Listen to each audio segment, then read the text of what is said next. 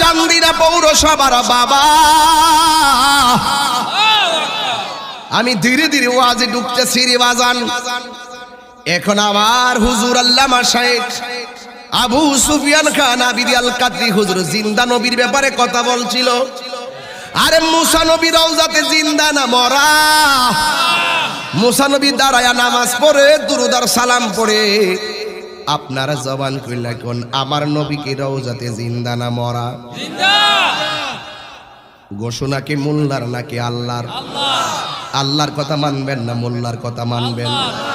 হ্যাঁ এ যুবক, এই দুনিয়ায় তো ইউসুফ নবীর রওজাও ছিল, জাকারিয়া নবীর রওজা ছিল, ইউসুফ নবীর রওজা ছিল, ইউনুস নবীর রওজা ছিল, ইব্রাহিম নবীর রওজা মুবারক ছিল। অন্য কোন নবী রওজার উপর দিক দিয়ে আমার নবীর মেরাজের রুট ম্যাপটা বানাই নাই। আমার আল্লাহ কেন মুসা নবী রওজার উপর দিক দিয়ে কেন এই রুট ম্যাপটা বানাইছে? এর একটাই কারণ, মুসা নবী তুর পাহাড়ে গিয়া বলতো আল্লাহ দিদার দাও, আল্লাহ দেখা দেয় নাই। আর মুসা নবী রওজার উপর দিক দিয়ে আমার নবীরে নেওয়াই আমার আল্লাহ দেখাইতেছে মুসা নবীরে, এ মুসা রে দেখ কালিমুল্লাহ কারে কয় হার হাবিবুল্লাহ কারে কয়।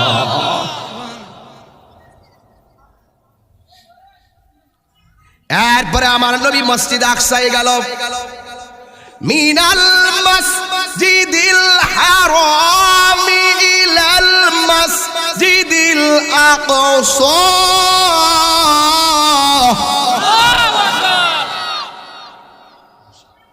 মসজিদে হারাম থেকে মসজিদে আকসা গেল ঘুমন্ত অবস্থায় না সরাসরি? যাইয়া সেই মসজিদে আমার নবী 2 রাকাত নামাজ পড়েছেন। নবীর পিছনে 1,24,000 পয়গম্বর, তারাও নামাজের আমার নবী ইমামতি করেছেন। পিছনে 1,24,000 পয়গম্বর, তারা মুক্তাদি হয়েছেন। আমার নবী ইমামুল মুরসালিন, আর 1,24,000 পয়গম্বর সশরীরে আমার নবীর পিছনে নামাজ পড়েছেন। আমি আপনাদের কাছে জানতে চাই, যেই মসজিদ আকসার মধ্যে নামাজ পড়েছেন, যেই মসজিদের কথা কোরআনে এসেছে, এই মসজিদটা কি বাংলাদেশ না ফিলিস্তিন? এই তো ওয়াজ বুঝতেছেন, সমসাময়িক আলোচনা। এই সাউন্ড একটু মিষ্টি করে তুইলা দাও, হার্ড হয়ে গেছে। এই মসজিদটা কি বাংলাদেশ না ফিলিস্তিন? এই ইসরায়েলের গুন্ডা বাহিনীরা এই মসজিদে আকসাকে দখল করবার জন্য ফিলিস্তিনটার মাঝে অসংখ্য নবী রাসূলদের স্মৃতিচারণ আছে, রওজা মুবারক আছে, অসংখ্য নবীগণ সেখানে হিজরত করে গিয়েছেন। সমস্ত পৃথিবীর মুসলমানদের প্রথম কিবলা ছিল এই মসজিদ আকসার দিকে। কথাগণ ঠিক কিনা? কিবলা পরিবর্তন হওয়ার পরে এখন কাবার দিকে ফিরে নামাজ পড়ি। এখন মসজিদ আকসাকে রক্ষা করতে যাইয়া ফিলিস্তিনের অসংখ্য মুসলমানগণ দীর্ঘ 1947 সাল থেকে এই পর্যন্ত তারা রক্ত দিয়ে আসতেছে। এখন চান্দিনা মানুষের কাছে আমার জিজ্ঞাসা, এই মসজিদকে রক্ষা করার দায়িত্ব শুধুমাত্র ফিলিস্তিনের নাকি সকল বিশ্বের মুসলমানদের? মায়ের কি শুধু ওরা একলাই খাবে? আমরা মায়ের খেলে কোনো অসুবিধা আছে? কিন্তু আমার দেশের কিছু রোহিঙ্গা মৌলবী আছে যারা ইসরায়েলের দালালি করে। কথা কোন ঠিক না বেটি? যাদেরকে রাজপথে পাওয়া যায় না, কোনো হুঙ্কারে পাওয়া যায় না, কোনো মিটিংয়ে পাওয়া যায় না, কোনো মিছিলে পাওয়া যায় না। ওরা বলে কি জানেন? ওরা বলে মারামারি করে শান্তি হবে না, ইসরায়েলের সঙ্গে ফিলিস্তিনকে সংলাপে বসতে হবে। আমি বলি কিসের সংলাপ? তাদের সঙ্গে কোনো সংলাপ নাই। বাদাইম্মা আইছিল, বাদাইম্মারে জুতা বাইরে এখান থেকে বাইর করে দিতে হবে। এই ইসরায়েল হলো বাদাইম্মা। কথা বলেন ঠিক না বেটি? বাপ ডাইকা বসবাস করবার লাগে একটু জায়গা চাইছিল ফিলিস্তিনের কাছে, যেমন করে রোহিঙ্গাদেরকে আমরা বাংলাদেশে জায়গা দিছি প্রায় অনেক লক্ষ লোক। এখন ওরা যদি অস্ত্র নিয়ে কয় এই জায়গাটা তাদের, এটা কি বেইনসাফি হবে না? এটা কি বেঈমানি হবে না?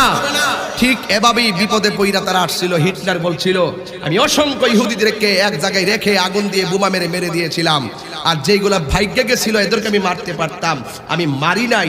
অনেকে হয়তো বলবে আমি এতগুলো ইহুদিকে কেন মেরে ফেললাম, হয়তো কেউ আমাকে দোষবে।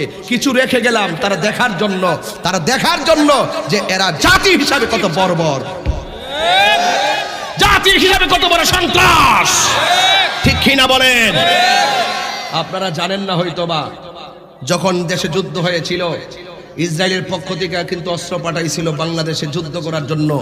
বঙ্গবন্ধু তাদের সেই অস্ত্র রাখে নাই, বলছে যে না, তোদের অস্ত্র রাখবো না। আবার যখন বাংলাদেশ স্বাধীন হয়েছিল তখন তাদের বাংলাদেশকে তারা স্বীকৃতি দিয়েছিল। বঙ্গবন্ধু তাদের স্বীকৃতিকে প্রত্যাখ্যান করে বলছিল তোরা তো রাষ্ট্রই না। ইতিহাস আপনারা জানেন না কেন? আমরা বঙ্গবন্ধুর আদর্শ অনুপ্রাণিত হয়ে আমরা কথা বলি। যদি রাজনীতি শিখতে চাও, বঙ্গবন্ধুর 1971 সালকে গবেষণা করে রাজনীতি শিখতে পারবে না। 1952 ভাষা আন্দোলন, 1969 গণ অভ্যুত্থান পরে দেখো, তাই রাজনীতি বুঝবা কিভাবে দেশ চালাইতে হয় আর কিভাবে কথা বলতে হয়। কথা বলেন ঠিক না বেঠিক? আমি সেই ইতিহাস জানি, আমি সেগুলো পড়ি। এই জন্য যুবক ভাইয়ের আমার, ওই ভারতের প্রতি আমাদের একটু সম্পর্ক ভালো কেন? এমন একটা সময় এসেছিল বাংলাদেশের দুর্দিন কোনো অস্ত্র ছিল, তারা আমাদেরকে অস্ত্র দিয়ে সহযোগিতা করেছিল। যখন দেশ স্বাধীন হয়েছে, অসংখ্য দেশ এই বাংলাদেশকে যেন স্বীকৃতি না দেয় ষড়যন্ত্র করেছিল। ভারত আমাদেরকে স্বীকৃতি দিয়েছিল, ভুটান আমাদেরকে স্বীকৃতি দিয়েছিল। একটা কথা মনে রাখবেন, কূটনীতি শিখতে হবে। পার্শ্ববর্তী দেশের সঙ্গে ভালো সম্পর্ক থাকলে আপনার দেশ সুন্দর করে চালাতে পারবেন। পার্শ্ববর্তী দেশের সঙ্গে যদি আপনার যুদ্ধ লেগে থাকে, দেশের অবস্থা 12টা বেজে যাবে। কথা বলেন ঠিক না বেঠিক? আপনার রাজনীতি বুঝেন না, কার সাথে সম্পর্ক রাখলে রাষ্ট্রের উন্নত হবে সেটা আপনারা জানেন না। এই জন্য অনেক সময় আপনার উল্টা পাল্টা কথা বলেন। রাজনীতিও বুঝতে হবে। রাজনীতি বুঝতে গেল, আমি কিন্তু রাজনীতি প্রতীকের কথা, রাজনীতির কথা বলছি না, আমি রাষ্ট্রের রাজনীতির কথা বলছি। একটা রাষ্ট্র যেভাবে সুন্দর হবে সেই পদক্ষেপ গ্রহণ করতে হবে। কথা বলেন ঠিক না বেঠিক? সেদিকে যাব না। আমি বলতে চেয়েছিলাম ফিলিস্তিনের কথা। আজকে বাংলাদেশ থেকে কথা বলি। আমার অনেকাংশে ভালো লাগে, মাননীয় প্রধানমন্ত্রী তিনি সৌদি আরব গিয়েছিলেন একটি ওআইসি সম্মেলনে। সেখানে গিয়ে অসংখ্য দেশের প্রতিনিধিদের সামনে বলছিল জাতিসংঘের কাছে যে আপনারা মারামারি বন্ধ করুন। ইসরায়েল আর ফিলিস্তিনের যে বর্বর যুদ্ধ, সে যে মানুষকে হত্যা করছে, এই ব্যাপারে চূড়ান্ত সমাধান করুন। কথা বলেন ঠিক না বেঠিক? এই বিষয়গুলো বাবা আলোচনা আনতে হবে। আমরা অনেক সময় নিজের ফায়দা হাসিল করার জন্য রাজনীতি অনেক সময় কথা বলে থাকি না, যেটা রিয়েল সেটা বলতে হবে। জাতীয় ধারায় বলতে হবে, আন্তর্জাতিক ভাব ধারায় বলতে হবে। ধর্মটা এমন একটি জায়গা, এই ধর্মটা শান্তির ধর্ম, মানবতার ধর্ম, মানব কল্যাণের ধর্ম, মানব সাম্যের ধর্ম, ভ্রাতৃত্বের ধর্ম, একতার ধর্ম। আজকে আমরা ইসলামকে নিয়ে ব্যবহার করে উগ্রতা ছড়াচ্ছি, হিংসতা ছড়াচ্ছি, মারামারি ছড়াচ্ছি, কাটাকাটি ছড়াচ্ছি। আপনারা ধর্মকে প্রেজেন্টেশন করতে গেল আপনাদের ধর্মের মূল জায়গা চিনতে হবে, তাইলে আপনি ভালো থাকবেন, দেশটাও ভালো থাকবে। অস্থির করে চলবেন না, প্রয়োজন আমাদের সাহায্য নেন, আমাদের সহযোগিতা নেন, মিলেমিশে থাকুন। আজকে মুসলমানদের অবস্থা ভালো না, মুনাফিক বেড়ে গেছে। এই জন্য ফিলিস্তিন যুদ্ধ হচ্ছে। আমাদের কিছু করার আছে না মনে করেন? অবশ্যই আছে। আমি তো মনে করি এই বাংলাদেশের মানুষ, চান্দিনার মানুষ, এই পৌরসভার মানুষ, আমরা সবাই যদি একসঙ্গে চোখের পানি ফেলে ওই ফিলিস্তিনি মুসলমানদের জন্য আল্লাহর কাছে সাহায্য চাই, নিঃসন্দেহে আমাদের চোখের পানি ওই সমস্ত ইসরায়েলের গুন্ডা বাহিনীর ক্ষেপণাস্ত্র হয়ে যাবে। কথা বলেন ঠিক কিনা? ওয়ালা তাহিনু ওয়ালা তাহজানু ওয়া আনতুমুল আ'লাউনা ইন কুনতুম মুমিনিন। নিরাশ হয়ো না, হতাশ হয়ো না, বিজয় আমাদেরই হবে। আল্লাহ শর্ত দিয়েছেন তোমাদেরকে মুমিন হতে হবে। মুনাফিক হলে পরাজয় হবে। আমাদের মাঝে মুনাফিক বেড়ে গেছে। কথা বলেন ঠিক না বেঠিক? আমরা মুক্তিযুদ্ধের চেতনায় কথা বলি, স্বাধীনতার সম্পর্ক নিয়ে কথা বলি, আমাদের ধর্মের স্বাধীনতা, রাষ্ট্রের স্বাধীনতা। যখনই কোনো অসঙ্গতি হয় আমরা রুখে দাঁড়াই, যেমন করে রুখে দাঁড়িয়েছি। এই জন্য আল্লাহ রাব্বুল আলামিন তার হাবিবকে মসজিদে আকসার মধ্যে নিয়ে গেল, 2 রাকাত নামাজ পড়ছে। এই মসজিদে আকসাকে রক্ষা করার জন্য আমাদের জীবন দিতে হবে। সকল মুসলমানদেরকে ঐক্যবদ্ধ হওয়া লাগবে। আল্লাহর হাবিব সেখান থেকে নামাজ পড়ি প্রথম আকাশের মধ্যে গিয়েছে, নবীদের সঙ্গে দেখা হয়েছে। 7 আসমানের 7 নবীর সঙ্গে দেখা হয়েছে। ওই আসমানের 7 আসমানের ভিতরে এক আসমানে ছিল হযরতে মুসা কালিমুল্লাহ। মুসা কালিমুল্লাহ আমার নবীকে সালাম দিয়েছে, আহলান সাহলান মুবারকবাদ বলে রিসিভ করেছে। এখন আমি পৌরসভা, চান্দিনা পৌরসভায় বলে দিয়ে যেতে চাই, মুসা আলাইহিস সালাম কি 3 জন না 1 জন? আরো জোরে জোরে বলো কয় জায়গায় কয় জায়গায় এক নাম্বার হলো তিনি রওজার ভিতরে নামাজ পড়তেছেন দুই নম্বর তিনি মসজিদে নবীর পিছনে নামাজের ইক্তাদা করেছেন তিন নম্বর আসমানের উপরে আমার নবীকে রিসিভ করেছেন এক মুসা নবী যদি একই সময়ে তিন জায়গায় আমার নবীর সঙ্গে দিদার করতে পারে দেখা করতে পারে আপনারা জবান খুলে বলুন আমার নবী চান্দিনার জমিনে আসার ক্ষমতা আছে না না আরে হাত তুলে বলো আছে না নয়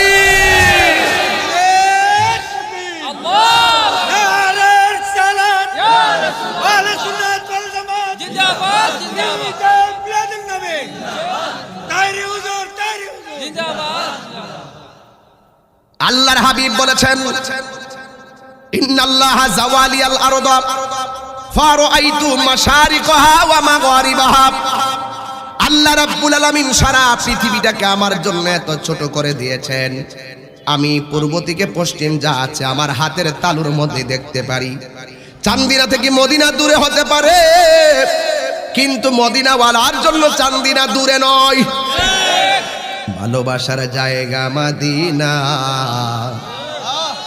একটা গজল বলবো ইনশাআল্লাহ ভালোবাসার জায়গা মদিনা ভালোবাসার সাউন্ড তো নাই ভালোবাসার জায়গা মদিনা হবে না ভালোবাসার জায়গা মদিনা এত সুন্দর জায়গা কোথাও দেখি না এত সুন্দর জায়গা কোথাও দেখি না সাজিয়েছেন দয়াল রব্বানা ভালোবাসার জায়গা মদিনা ভালোবাসার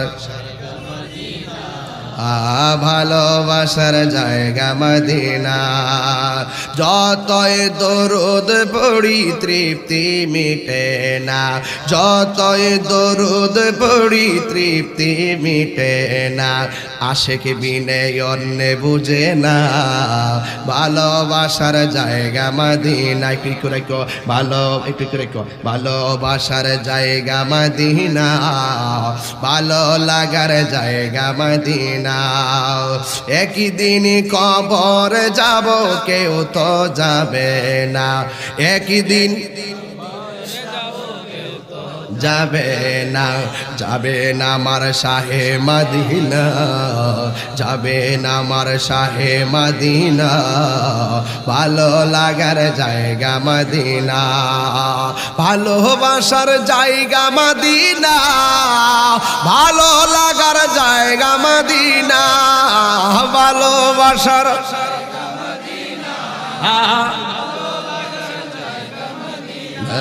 বলো ভালোবাসার জায়গা মদিনা ভালো লাগা জায়গা মদিনা ঠিক কিনা আমার জীবনে অনেক বেশি গোনা আমার জীবনে অনেক বেশি গোনা তাই হাবিবের কদম ছাড়ব না ভালো লাগার জায়গা মদিনা ভালোবাসার জায়গা মদিনা ভালো লাগার জোরে না বলো ভালোবাসার হাত তুলে ভালো লাগার না বলো ভালো লাগার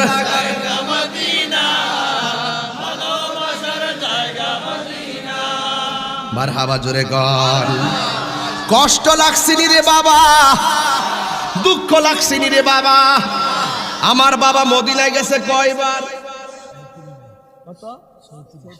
34 বার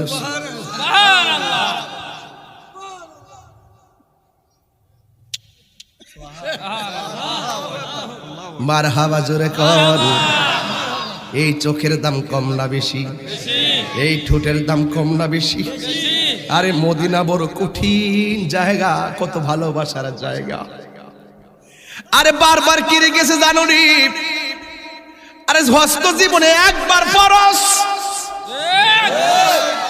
বারবার গেছে এই জন্য যে একবার মদিনা গেছে না যায় আর পারে না হাত তুলে বলো ঠিক কিনা বলো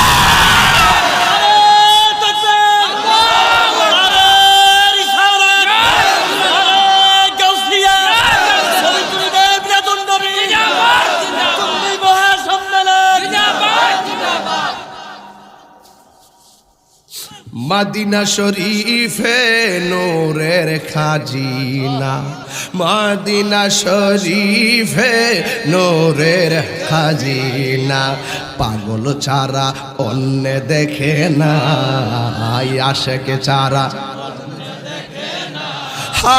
ভালোবাসার জায়গা মদিনা, ভালোবাসার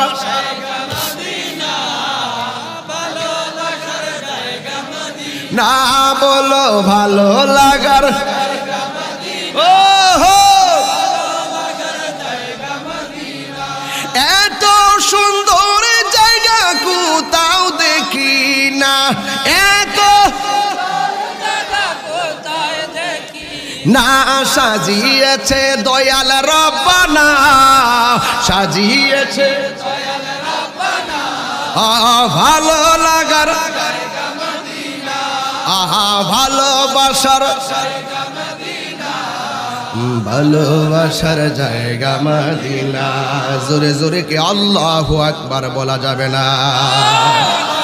আমি গত কয়েকদিন আগে গজলটা কাতার যাওয়ার সময় বিমানে বৈশা বাজান গজলটা নিজে লিখছিলাম। নবী নবী বলো, নবী নবী বলো, নবী নবী বলো, নবী নবী বলো, তুমি দুনিয়াদারি পেছনে ফেলে মনের দরজা খোলো, তুমি দুনিয়াদারি পেছনে ফেলে মনের দরজা খোলো, নবী নবী বলো, নবী নবী বলো, নবী নবী। যেই নবীজি রওজা পাকে উম্মত বলে কাঁদে, ভালোবেসো সেই নবীকে শাফায়াতের তোরে। যেই নবীজি রওজা পাকে উম্মত বলে কাঁদে, ভালোবেসো সেই নবীকে শাফায়াতের তোরে। ওরে নবী মানা আল্লাহ মানা, নবী মানা আল্লাহ মানা, কোরআন হাদিস খোলো, নবী নবী বলো, নবী নবী বলো, নবী নবী বলো, তুমি দুনিয়াদারি পেছনে ফেলে মনের দরজা খোলো, তুমি দুনিয়াদারি হে নবী নবী বলো, নবী নবী, নবী নবী বলো, নবী নবী, নবী নবী বলো। জোরে জোরে কি আল্লাহু আকবার বলা যাবে না? হাই রে ও আমার কুমিল্লা চান্দিনার বন্ধু, এই যে ওয়াজটা দিয়ে বাইরে যাইতাছে রে বাজান, কথা একটাই, আমার নবীজি গেলেন সপ্তমাকাশে, সেখানে গিয়েও নবীদের সঙ্গে দেখা, মসজিদের ভিতর নবীদের উপস্থিতি বোঝা যায় যে এই দুনিয়ার জমিনে 1,24,000 আপন আপন রওজা সাজাই আরাম করে ওই নবীগণ আবার মসজিদে আকসার ভিতরে। বন্ধুরে তোমার চোখটারে আবু জাহিলের চশমা লাগায়ও না, তোমার চোখের ভিতরে আবু বকরের চশমা লাগাও। চান্দিনা পৌরসভা থাইকাও, ভাঙ্গা করে থাইকাও, আমার নবী দেখা যায় কি যায় না? আরো জোরে বলো, যায় কি যায় না? হাই রে ভালোবাসা যে কি জিনিস, আমার নবী বেহেশতের ভিতরে গেল, স্বপ্নে না বাস্তব, বাস্তবে বেহেশতের ভিতরে যেই রুমের ভিতরে ঢুকে জ্বালা জোড়ায় না। বেহেশতের ভিতরে যখন ঢুকলো রে বাবা, যেই রুমের ভিতরে ঢুকে ওই রুমের ভিতরে একজন সাহাবীর পায়ের আওয়াজ শুনে, যেই সাহাবীর নাম হইল হযরতে বেলাল। হাই রে কি দিয়ে বুঝাইতাম মেরাজটা কি জিনিস। এই শোন ট্যাংরা মৌলবীরা, শোনো, এই টিকটক মৌলবীরা শোনো, ঘুমটা মৌলবীরা শোনো, আরে প্রেম এমন জিনিস, আমার রাসূল বলেন আমি মেরাজে গিয়ে জান্নাতের যে রুমে ঢুকি ওই রুমের ভিতরে ভিতরে একজনের পায়ের আওয়াজ শুনেছি। আমার রাসূল বলেন এটা হলো আমার প্রেমিক হযরতে বেলালের পায়ের আওয়াজ। আরে তাকবীর, আল্লাহু আকবার, সালাম ইয়া রাসূলুল্লাহ,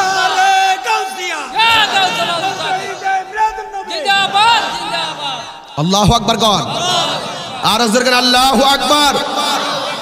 3 ঘন্টার ওয়াজ করতেছি আজকাল, 3 ঘন্টার ওয়াজ 1 ঘন্টার ভিতরে ঢুকাই দিতেছি। না বুঝলে কিছু করার নাই।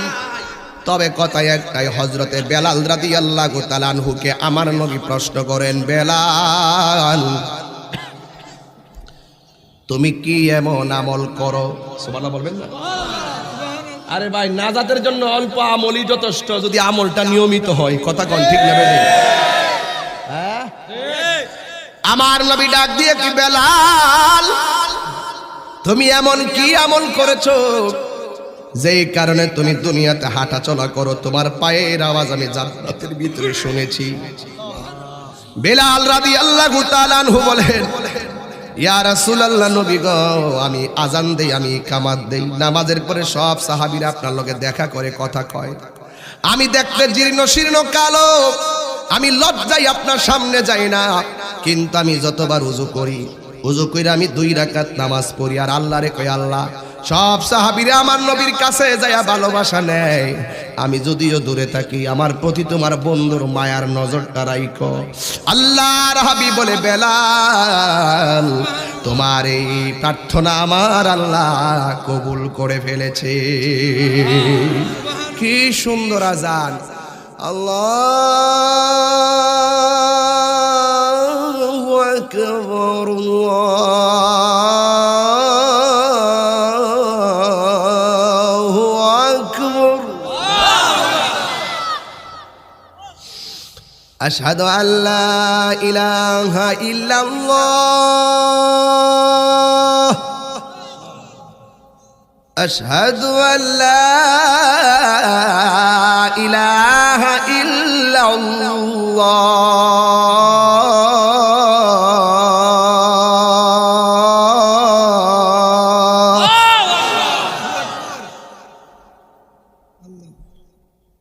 সুরটা যেমনই হোক, বেলালের আজানের এশকের ধাক্কা লাগতো আরশে আজিমের মধ্যে। তার মাঝে প্রমাণ হয়ে গেল আমার নবী, আমার আল্লাহ কাহারো চেহারার দিকে তাকায় না, কাহারো ড্রেসের দিকে তাকায় না, আল্লাহ তাকায় বান্দার অন্তরের দিকে।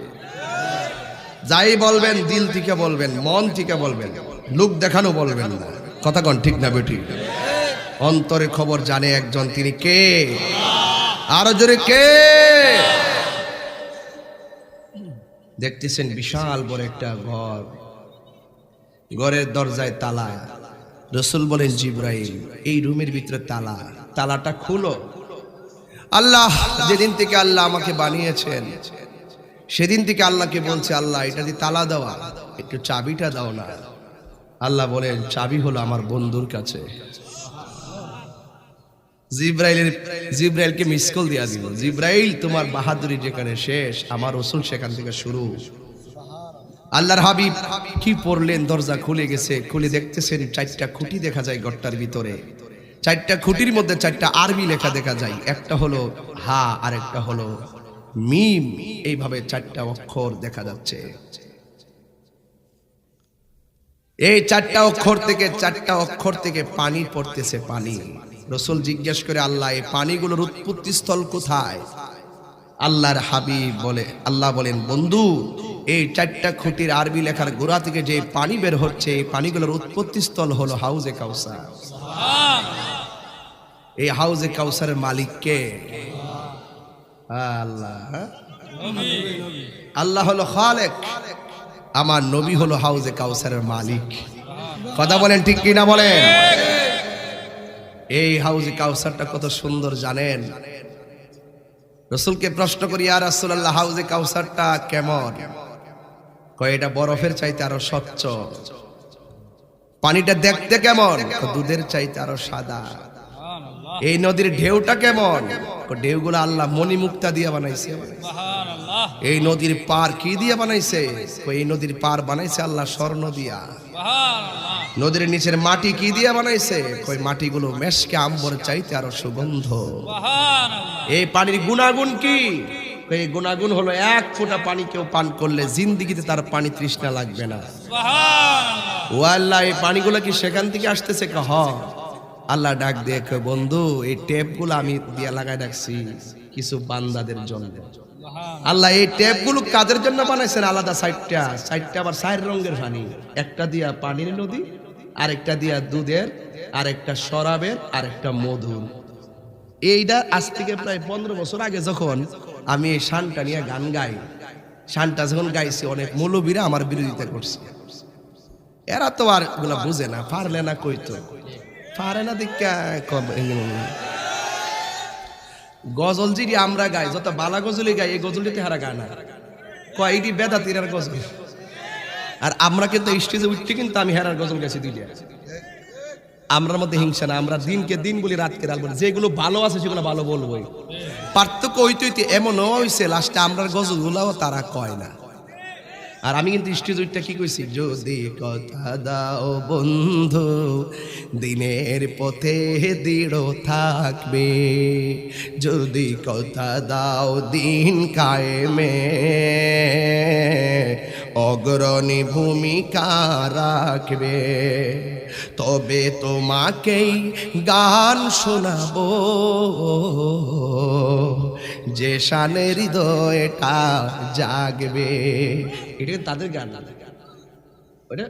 ওরা গায়, যেমন ওরা আরেকটা গায়, হেরার গুহায় তোমারই থেন, আসমান থেকে নামে আল কোরআন, ভাঙল সবার ভুল তোমারই উপরে, আসলো কোরআনে ছায়া তোলে, খালিদ ওমর আলী আবু বকর ইসলামী ঝান্ডা নীল যে তুলে, আল আমিন তুমি ছিলে চিরদিন সকল মানুষের তরে, হে রাসূল তোমাকে ভুলে আমি কেমন করে, হে রাসূল